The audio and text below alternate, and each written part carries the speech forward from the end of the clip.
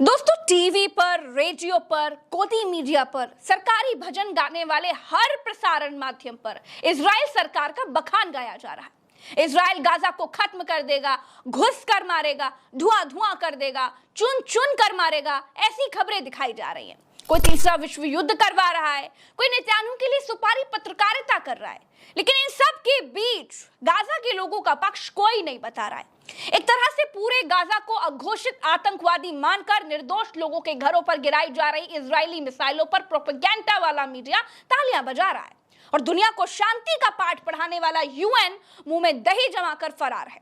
Israel के हवाई हमलों के बीच गाजा कैसे जी रहा है, गाजा में क्या हो रहा है, आज आपको ये देखना चाहिए।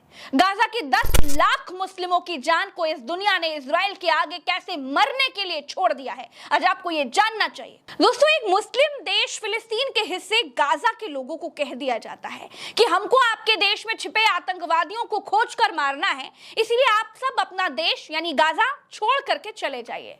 क्या मुट्ठी भर आतंकवादियों को खत्म करने के लिए बसी बसाई बस्तियां कोई खत्म कर सकता है? जवाब है नहीं। आम लोगों पर बम नहीं बरसाए जा सकते, ये युद्ध नियमों के खिलाफ है, अपराध है।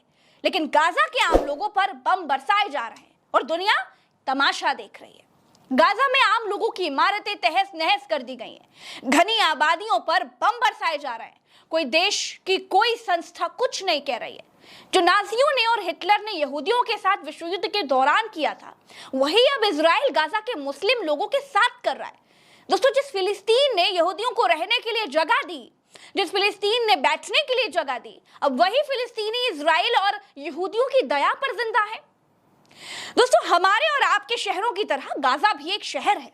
10 लाख की आबादी वाले शहर में पानी कट है, बिजली कट है, इंटरनेट कट है, अस्पतालों पर बम बरसाए जा रहे हैं, लोग बूंद बूंद पानी के लिए तरस रहे हैं।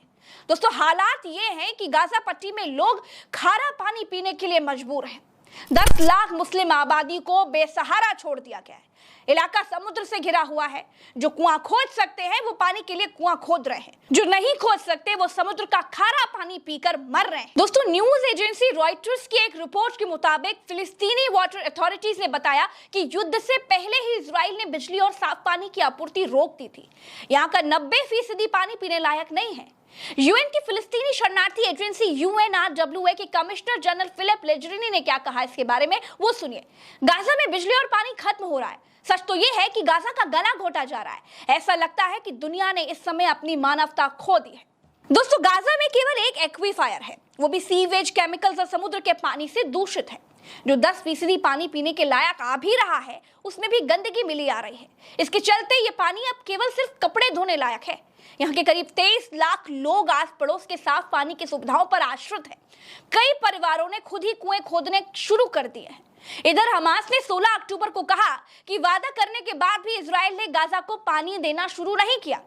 इजरायली ऊर्जा मंत्री इजराइल काट्स ने कहा कि उनके देश के बंधकों को आजाद कराए बिना युद्ध नहीं रुकेगा। दूसरी तरफ सड़कों और कैंपों में कूड़े के ढेर लग गए हैं, इससे बीमारियां फैलने का खतरा बढ़ गया है। खान यूनिस में सफाई कर्मचारी की तरह काम करने वाले एक शख्स ने क्या कहा, वो सुनिए। अगर कचरा ऐसे ही बढ़ता रहा तो ये बीमारियां और महामारी पैदा करेगा। दोस्तों, अस्पतालों की हालत दिन ब दिन खराब होती जा रही है। वहां स्वास्थ्य सुविधाएं खत्म हो रही हैं और मरीजों और घायलों की संख्या बढ़ती जा रही है। घेराबंदी के कारण दवाइयां और ईंधन पहुंच नहीं पा रहा है। डॉक्टर्स का कहना है कि केवल गंभीर मरीजों की ही सर्जरी हो सकती है, क्योंकि सबका इलाज करने के लिए साधन ही नहीं है। इजराइल ने गाजा पट्टी पर पूरी तरह घेराबंदी की हुई है। इसकी सीमा पर इजरायली सैनिकों और टैंकों का जमावड़ा लगा हुआ है। गाजा में रहने वाले लोगों का कहना है कि पिछले 10 दिनों से चल रहे इस युद्ध में भयंकर हवाई हमले किए जा रहे हैं। इसके चलते सैकड़ों घर बर्बाद हो गए। गाजा के अधिकारियों ने बताया कि यहाँ कम से कम 2750 लोग मारे गए। इनमें से ज्यादातर आम नागरिक हैं। इनमें 700 मासूम बच्चे शामिल हैं। वहीं करीब 10,000 लोग घायल हुए हैं और यहाँ 1000 से ज्यादा लोग लापता भी हैं और माना जा रहा है कि अभी भी ये लोग मलबे में दबे हुए हैं। गाजा के लोगों के सारे अधिकार, सारे मानवाधिकार खत्म हो चुके हैं। दोस्तों, लोग तड़प रहे हैं। इजराइल अखबार नेतन्याहू को राष्ट्रीय आपदा घोषित कर रहे हैं, लेकिन दुनिया की आंख पर हिंदू और मुसलमान की पट्टी बंधी हुई है। गाजा के भीतर दुनिया को सिर्फ हमास दिखाई दे रहा है। गाजा के भीतर 10 लाख निर्दोष मुसलमान नहीं दिखाई दे रहे। इजराइल ने कहा कि गाजा के लोग 24 घंटे में गाजा छोड़ दें, लेकिन लोग अपने पुश्तैनी घर छोड़कर जाने को तैयार नहीं है। ईरान ने इजराइल को धमकी दी है कि अगर जरूरत पड़ेगी तो गाजा की तरफ से ईरान लड़ेगा। दुनिया मुस्लिम राष्ट्र और बगैर मुस्लिम राष्ट्रों में बंट रही है। इजराइल के लिए गाजा सिर्फ अब हमास का अड्डा ही है। आशा करते हैं कि आपको ये पूरे एनालिसिस वीडियो में सब कुछ आसानी से समझ में आ गया होगा। चलते हैं। राम राम, दुआ सलाम, जय हिंद।